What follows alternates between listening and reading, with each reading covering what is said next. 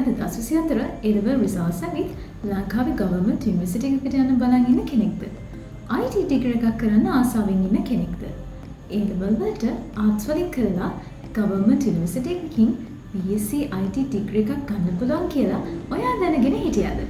2024 උසස් පෙළ විභාගයට කලා විෂය ධාරාවෙන් පෙනී සිටි ඔබ වෙනුවෙන්ම ශ්‍රී ජයවර්ධනපුර විශ්වවිද්‍යාලයේ The Faculty of Humanities and Social Sciences නැත්නම් මානව ශාස්ත්‍ර හා සමාජීය විද්‍යාපීඨයේ ICT department එකෙන් අවුරුදු 4ක BSc Honours IT degree program එකක් හඳුන්වා දීලා තියෙනවා.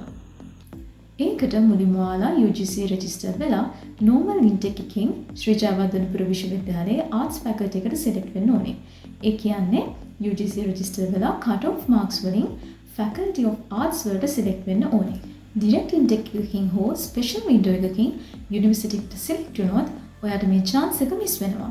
ඒ නිසා අනිවාර්යයෙන්ම normal intake නැත්නම් general intake එකකින් university එකට select වෙන්න ඕනේ. First year semesters දෙකේම high marks ගන්න අය BSc Honours IT degree program එක complete කරන්න තෝරගන්නවා.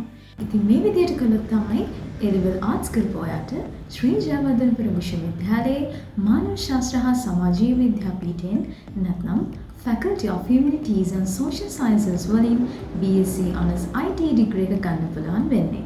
ඉතින් මේ chance එක miss කරගන්න එපා.